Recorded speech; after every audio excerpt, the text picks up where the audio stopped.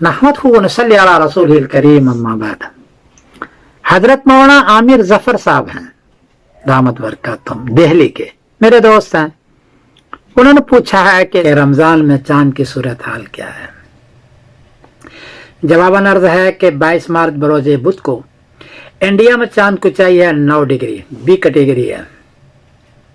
Burma में चांद को चाहिए है 9 डिग्री, बांग्लादेश में चांद को चाहिए 9 डिग्री, कराची में चांद को चाहिए 10 डिग्री, लेकिन यहाँ भी बी कैटेगरी है।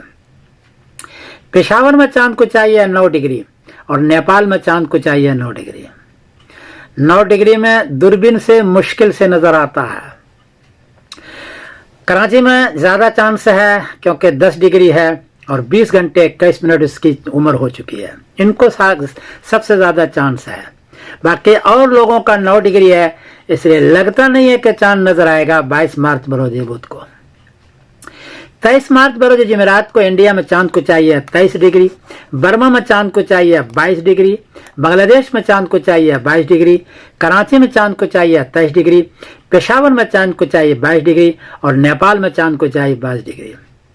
महीना 30 का हो जाएगा तो 23 को नजर आएगा जुमेरात को, और उस वक्त वो तरावी की नमाज पढ़ेंगे। और 24 मार्च बरोज जुमा को रमजान की पहली तारीख होगी और 23 मार्च बरोज जुमेरात के शाम को तरावी होगी। लगता यही है। बाकी चूंकि 9 डिग्री है, मैं जल्दी को फैसला करके नहीं देता, इसलिए कि 9 डिग्री में दूरबीन से चांद नजर आता है मुश्किल से।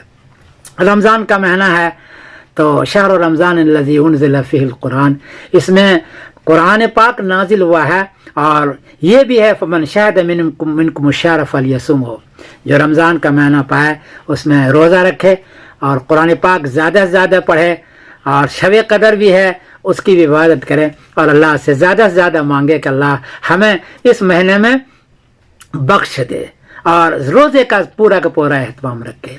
मैं समीरुद्दीन कासिम बोल रहा हूँ मैनचेस्टर इंग्लैंड से। अस्सलाम वालेकुम व रहमतुल्लाहि व बरकातहू।